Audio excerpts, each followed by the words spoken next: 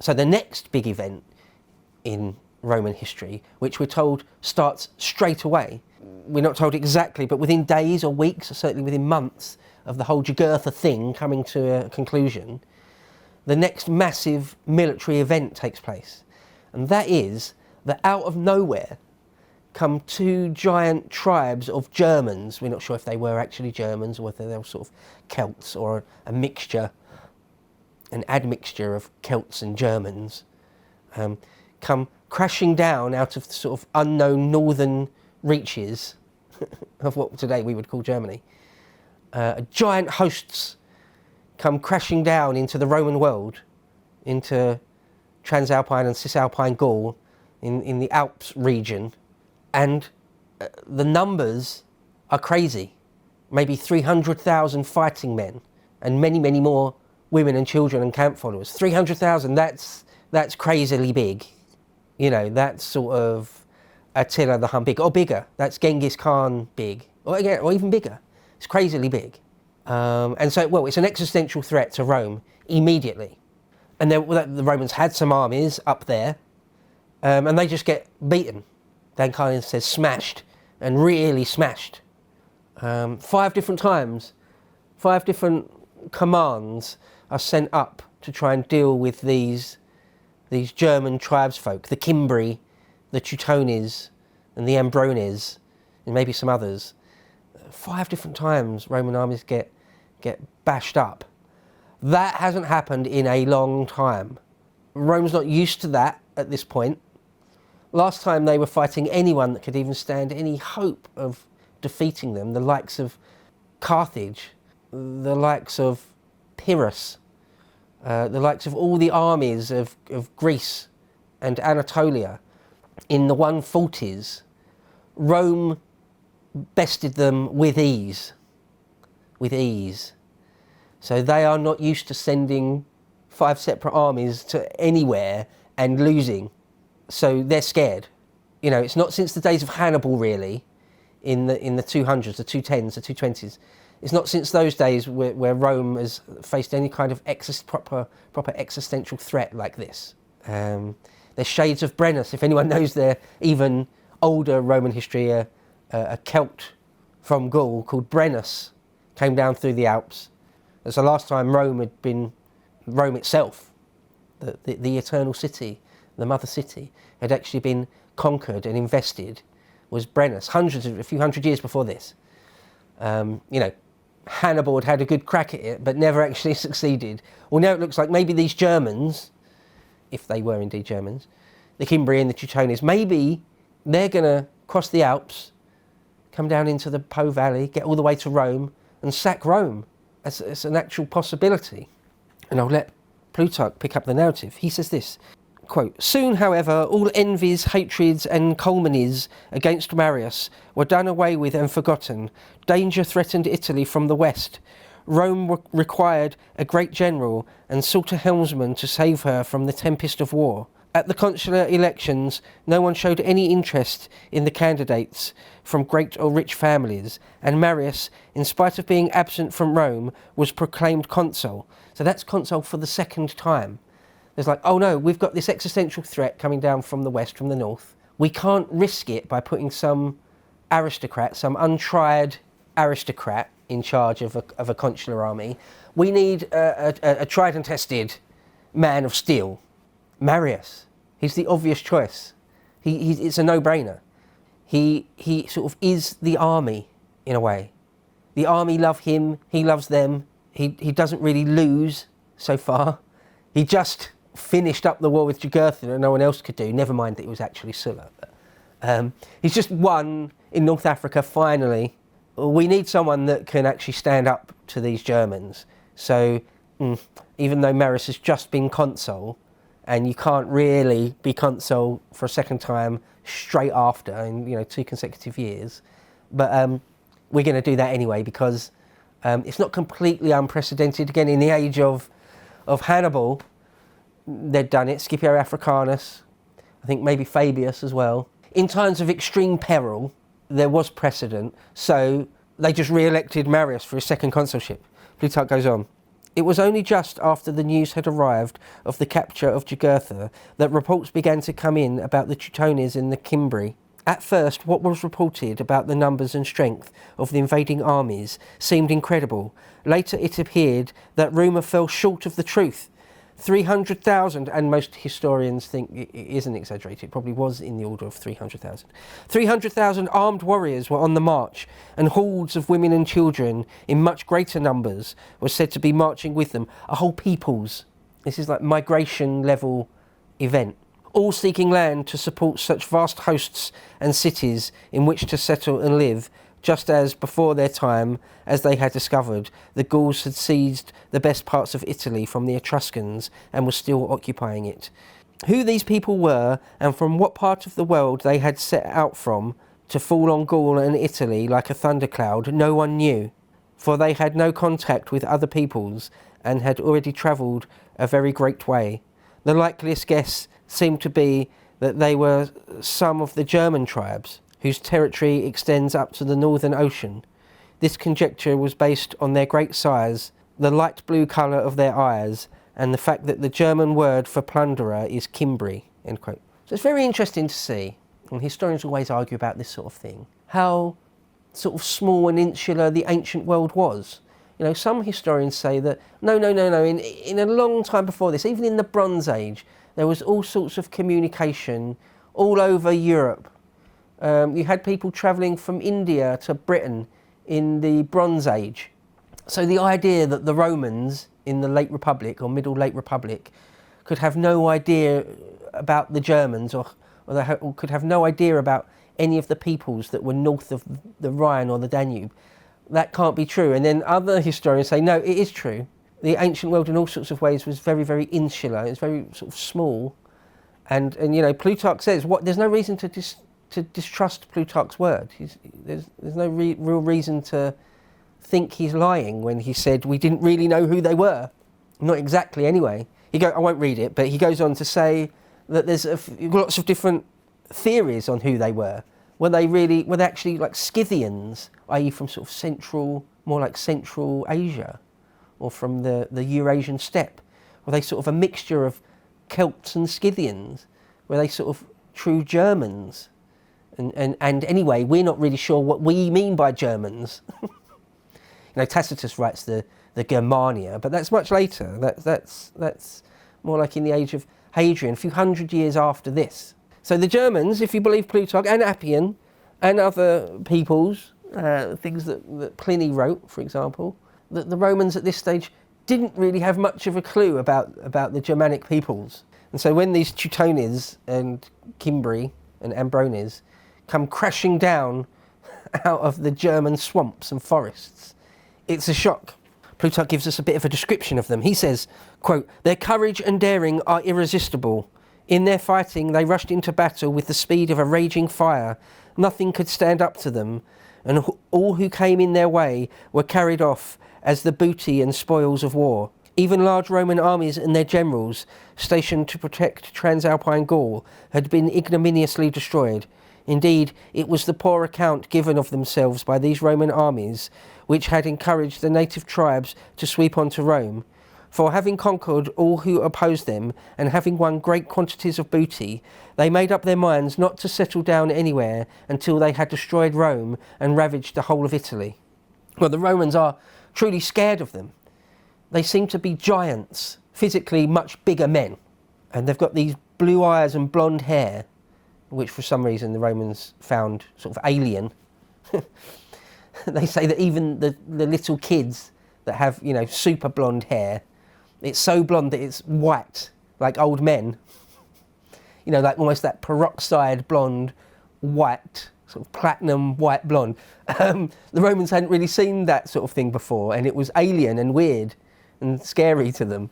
And they were very strong and very good at fighting.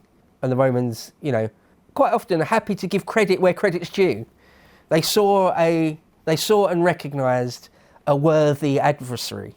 Plutarch goes on, quote, "With news of this kind coming in from all sides, the Romans summoned Marius to take over the command. He was appointed consul for the second time, although it was illegal for a man to be elected consul unless he was actually present in Rome or to hold a second consulship until a fixed time had elapsed since his first consulship. However, the people would tolerate no opposition.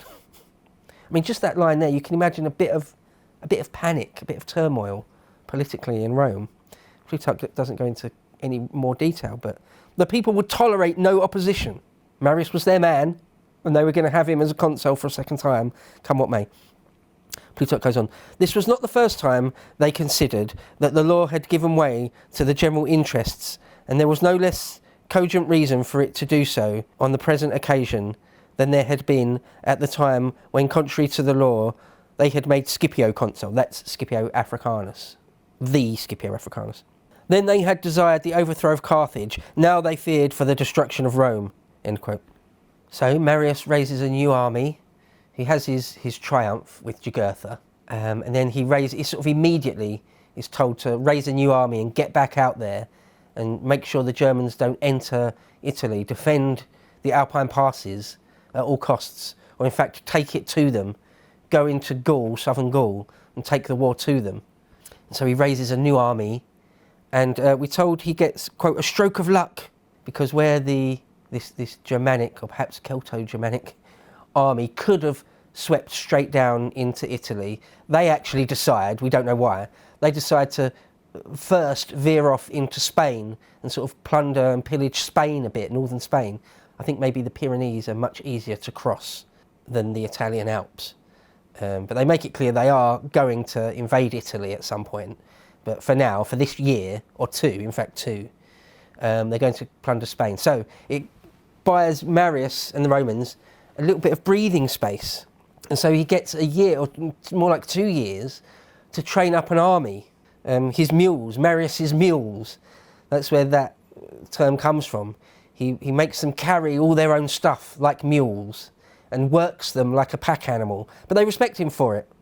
We're told he's a bit of an authoritarian. He's extremely stern and punishes any misdemeanours harshly. But the men respect him and like him for that. You know, like a dog or a small child. They sort of need a firm hand, otherwise they'll run past themselves. They need to be kept in line for their own good, basically. And they respect him for it. But this is where they get the name of Marius's mules, a moniker they loved, incidentally. Yeah, they thought that his authoritarianism, his strictness with them, was not only right and proper, but a positive advantage, and that he had an angry temper and a rough voice and a forbidding expression. You don't really mess with Marius. He is a strong commander in the field. He's no weakling in any way, shape or form. He's got a firm hand, a gauntlet of steel. But where the Germans, I'll just call them Germans from now on, I think it's probably easiest. Where the Germans had turned aside to Spain for a year, the politics in Rome is that, we do still want or need Marius to do this. So we'll vote him a third consecutive consulship, because the decisive battle or battles could happen at any time, and we want him, we need him, so let's just sort of renew his consulship, which they do, and then just to cut to the chase, they do again for a fourth time. So Marius is sort of a 4-time consul, eventually. One of his men in Rome, a tribune of the people, one of Marius's sort of men, is a Saturninus, and he'll come into the story next time. Saturninus, on the command of Marius, sort of makes a speech saying, if Marius doesn't accept a third and then fourth consecutive consulship, he's a traitor. Of course, this is all done with the connivance and the tacit green light from Marius himself. He says, make sure no one sort of calls me out too much in Rome for being overly ambitious. Like 4 consecutive consulships, that is a bit much. So, accuse me of being a traitor if I don't accept it. But apparently everyone knew that Saturninus is Marius's man. But nonetheless, he gets a 4th consulship. And the other consul of that year, when things come to a head with the Romans, is a Catulus, a Lutatius Catulus. And so he has a consular army of his own. So there's 2 consular armies up in southern France, one under Catulus and one under Marius. to meet the German threat. And we're told that Marius has built great fortifications, more than just an encampment, but a very heavily defendable and defended military position. And he's even reworked the Rhone. It's on the mouth of the Rhone River, down on the Riviera. And he even reworked the River Rhone with canals to make sure the terrain is all perfect for his defensive position. And I read a fairly long, couple of pages long quote here from Plutarch, who tells us everything that happens next. We're told, quote, "The native army," that is the German army, "now divided itself into two parts. The task allotted to the Cimbri was to march inland by way of Noricum against Catullus, and to force a passage there, while the Teutones and Ambrones were to march along the coast through Liguria against Marius. The Cimbri were held up by various delays, but the Teutones and Ambrones set out at once, crossed over the intervening country," that is all the way across the very bottom of France from Spain, "and soon came into sight. Their numbers appeared to be infinite. They were hideous to look at. Their speech and their shouting were unlike those of other peoples. Spreading over a large part of the plain, they made up their camp and challenged Marius to battle. Marius allowed the challenge to pass unheeded. He kept his soldiers inside the fortifications and spoke sharply to those who wanted to show their daring. Traitors to your country was what he called those whose high confidence made them eager and anxious to rush into battle. This, he said, was no occasion for a man to gratify his personal pride in seeking triumphs and trophies. Their task was to dispel so great a cloud and thunderbolt of war, and so save Italy. This was what he said in private to his officers and equals. As for the soldiers, he would station them in detachments along the fortifications and tell them to have a good look at the enemy. In this way, he got them gradually used to contemplating them without fear, and to listening without terror to the quite extraordinary and bestial noises that they made. He encouraged them to study their equipment and movements, so that in course of time, what had first seemed frightening became, as they grew accustomed to the sight, familiar and understandable. His view was that when a thing is strange, it will seem more frightening even than it is, and that when one has got used to something, even something really formidable, it will cease to inspire terror. So in the case of these soldiers of Marius, the sight they had of the enemy every day took away something of their astonishment. Not only that, but their anger was roused and their spirits stirred and set on fire by the menacing gestures of the natives and by their intolerable boasting, for the enemy, not content with ravaging all the country around, actually had the effrontery to make various daring attacks on the fortifications of the camp. Indignant complaints from the soldiers now began to reach the ears of Marius. Does Marius think that we are cowards? Otherwise, why is he keeping us out of battle, under lock and key, as though we are women? Why don't we behave more like free men, and ask him straight out whether he's waiting for some other army to fight for Italy, or is only going to use us as a labour corps, digging ditches where necessary, clearing up mud and diverting a few rivers? Was this the idea of all the intensive training he gave us? Is this all he'll have to show for his consulship when he gets back to Rome? Or is he frightened of being defeated by the enemy, as Carbo and Capio were? But they were nothing like Marius, either in reputation or in real quality, nor were the troops they led anything like us. Surely it's better to go into action, even if we suffer for it as they did, rather than to sit down here and just watch our friends and allies having all their property destroyed. That was the scuttlebutt around camp. That was what the men were supposed to be saying among themselves. Plutarch goes on, Marius was delighted to hear that this was what the soldiers were saying. He calmed them down by telling them that it was not at all true that he lacked confidence in them. What he was doing was to await, as he had been instructed to do by certain oracles, the right time and place for victory. So, again, just to mention, the German host here is gigantic. Hundreds of thousands of guys, a couple of 100,000 guys.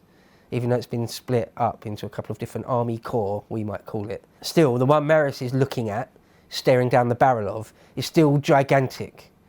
You can't just rush in. You need to pick your time and your moment and manipulate things just so if you're going to stand any kind of chance. Plutarch at this point, like a good ancient historian, goes off on a tangent all about auguries and signs in bird flight, about what vultures are doing.